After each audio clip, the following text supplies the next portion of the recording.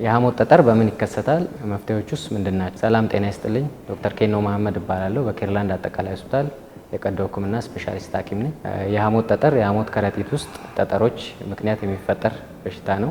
የሐሞት ጠጠር የሚመጣው የሐሞት ከረጢት ውስጥ የሚገኙ አንዳንድ ንጥረ ነገሮች ለምሳሌ ኮሌስትሮል፣ ቢሊሩቢን የሚባሉ ንጥረ ነገሮች የሚፈጥሩት ጠጠር የሚከሰት በሽታ ነው።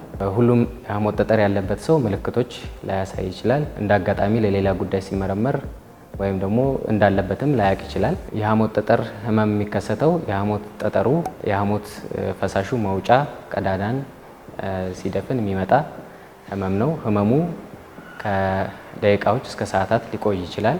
የሐሞት ጠጠር ምልክቶች በላይኛው የሆዳችን ክፍል አካባቢ በቀኝ በኩል ወይም መሃል ላይ ከፍተኛ የሆነ ውጋት፣ አንዳንዴ ወደ ቀኝ ትከሻ ህመሙ ሊዛመት ይችላል።